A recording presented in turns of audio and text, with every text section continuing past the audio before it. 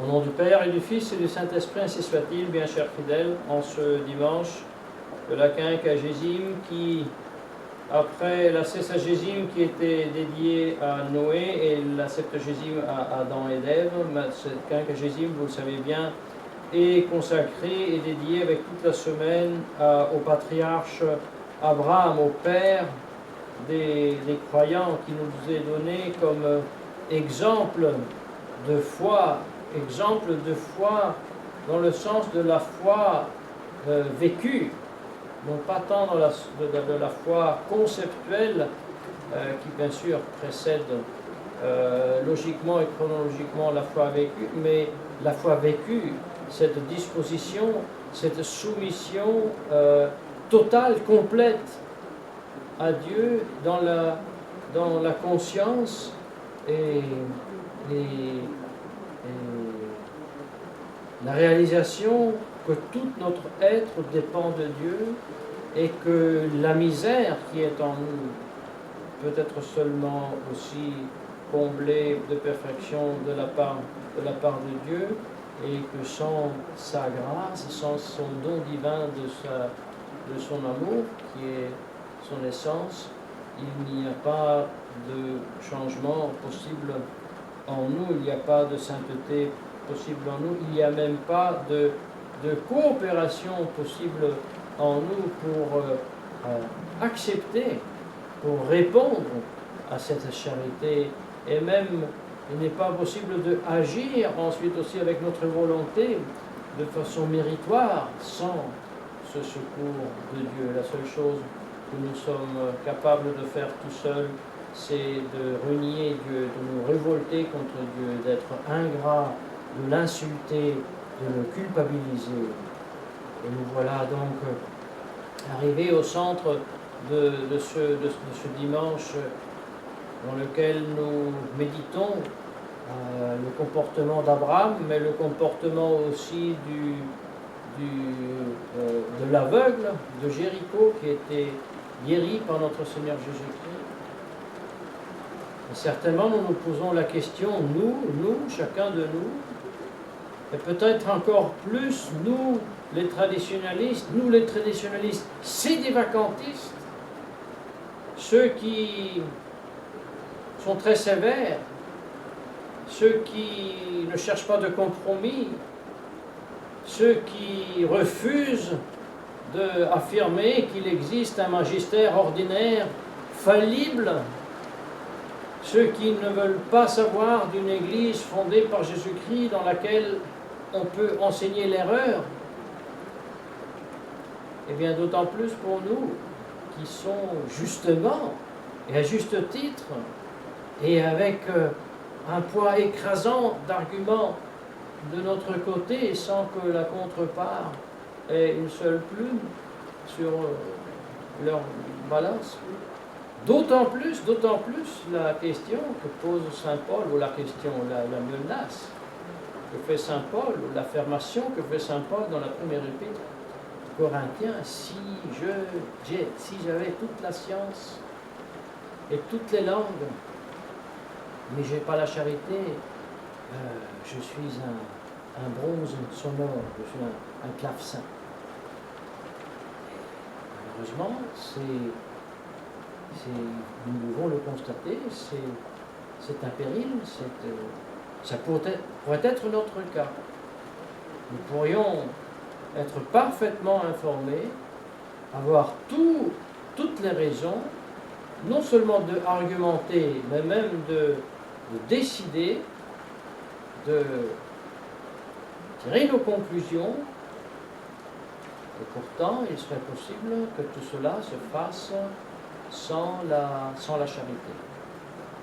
Et alors, ça ne vaudrait rien. Comment faire pour examiner cette absence ou présence de la charité? Nous devons examiner nos actions.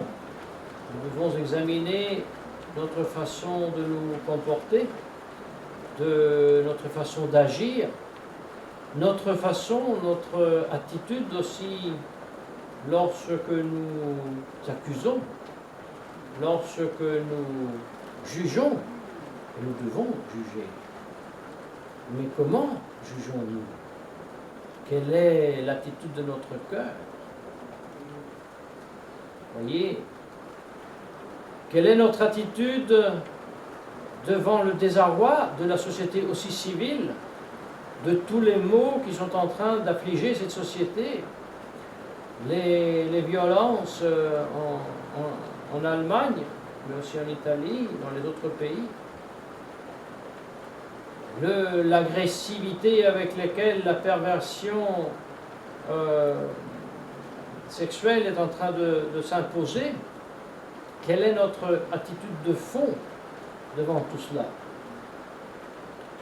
Nous ne voulons pas maintenant traiter notre attitude conceptuelle devant tous ces mots qui est plus que clair. Quelle est notre attitude de fond?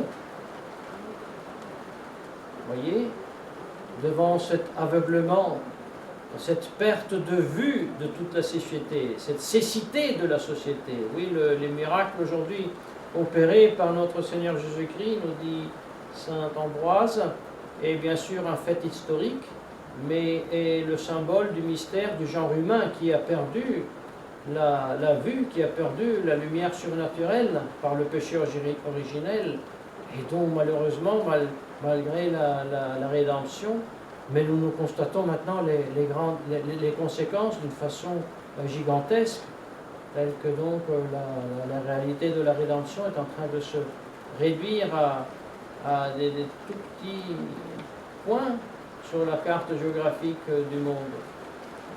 Dans le reste règne le péché originel et ses conséquences. Quelle est notre attitude devant tout cela? Non pas notre jugement conceptuel, je le répète, mais quelle est notre attitude? Voyez, quelle serait notre attitude si nous étions cet aveugle au bord de la route de Jéricho? Constatons-le, confessons-le, peut-être au moins une partie en nous. Au lieu de hurler « Jésus, fils de David, aie pitié de moi », très probablement une partie en nous, sinon pas tous nous-mêmes, hurlerait toute une autre chose. « Pauvre moi, que c'est injuste! Tout le monde voit, moi je ne peux pas voir. Je suis aveugle. Quelle injustice, quel malheur! » Oui, alors ce ne serait pas crier et supplier la miséricorde à Dieu, ça serait se lamenter, ça serait se déchaîner contre le propre mal qu'on est en train de subir. Et puis, si nous étions en plus les grands savants, si nous étions à la place de ceux qui ont ensuite escogité, suggéré par Satan la philosophie de la loge, la philosophie du communisme, la philosophie du socialisme, alors nous ne arrêterons pas simplement à nous lamenter du mal qui nous vient, mais nous donnerait même la faute. Et la faute, nous la donnerions aux autres, peut-être aux parents, mais surtout à Dieu, comme le fait le Satan révolté, comme le font la philosophie de la loge et de la gnose, qui donne la faute, la responsabilité à Dieu pour le mal dans le monde. Alors peut-être nous serions sur la voie de Jéricho comme ceux qui étaient sous la croix, qui disaient « Si tu es Dieu, descends de la croix ». Alors peut-être nous dirions plutôt que de dire « Jésus, fils de Dieu, aie pitié de moi. Si tu es Dieu, alors guéris-moi ». Ça, c'est une attitude de révolte. Ça, c'est une attitude de désespoir, de haine, de rébellion. Ça, c'est l'attitude du mauvais accusateur, du méchant accusateur, qui n'a pas la charité, qui n'a pas la charité avec tout ce qu'il représente, comme nous l'a déchanté aujourd'hui saint Paul. Mais c'est l'accusateur qui sera notre accusateur au moment de notre mort, quand le démon viendra pour nous décourager et nous énumérer tous les péchés que nous avons commis dans le monde. Et voyez l'écueil à éviter, que notre combat devienne un combat d'accusation désespérée, frustrée, méchante. Nos accusations doivent être solennes, de vérité, de charité, pour ceux qui errent et pour ceux qui sont tenus dans les ténèbres par les faux pasteurs. C'est très différent.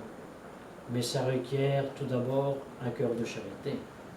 Ça requiert d'abord un cœur qui imite le patriarche Abraham et qui imite surtout celui que le patriarche Abraham représente, préfigure notre Seigneur Jésus-Christ.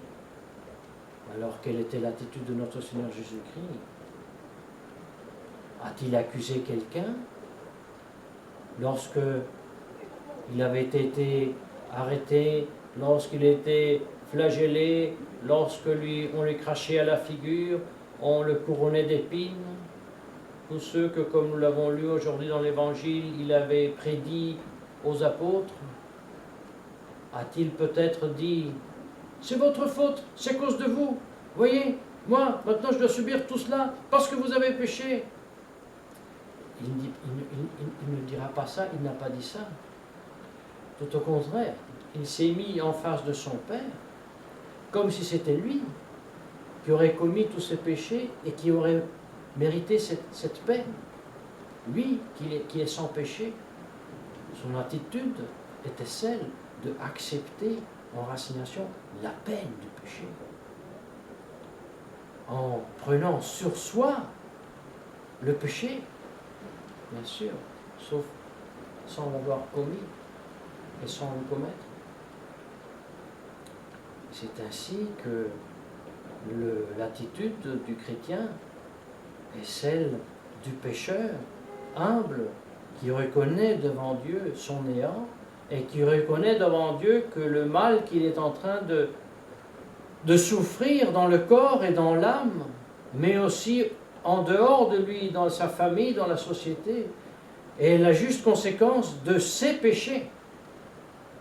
Et il est prêt à expier ses péchés souffrant dans son corps et dans son âme.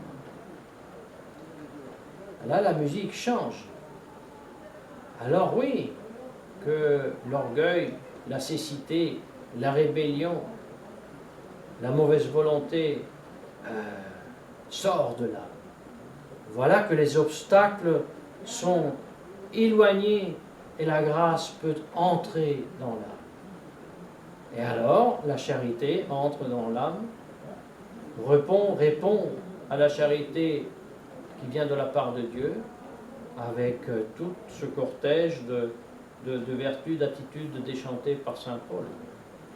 Que ce soit l'attitude que nous demanderons aujourd'hui devant la Sainte Messe à la Très Sainte Vierge Marie, que soit la nôtre, et que de grands accusateurs viennent au chaud et tranquillement dans notre chambre, devant l'écran, l'accusateur de ceci, de cela, en espérant que Poutine vienne et enlève tout ce monde-là qui fait tant de mal, que de cette attitude de spectateur extérieur, nous deviendrons acteurs en première personne qui, en suivant notre Seigneur Jésus-Christ, espie avec nos souffrances les péchés du monde et regagne un peu de place occupée par le mal, par le bien maintenant. Et oui, parce que ce n'est pas la faute du mal et de la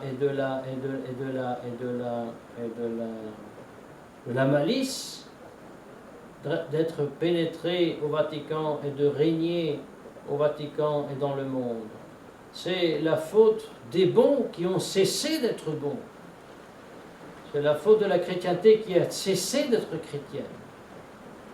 Et elle doit redevenir chrétienne. Et les individus doivent redevenir bons, saints, pour ensuite mettre en fuite le mal, la malice, le démon, qui d'ailleurs est très peureux et fuit le bien, à peine qu'il se présente. Alors demandons cette grâce à la très sainte Vierge Marie, que la sainteté fasse de nous, triomphe de nouveau sur le vice et sur le mal dans ce monde, dans l'Église, au nom du Père et du Fils et du Saint-Esprit, ainsi soit-il.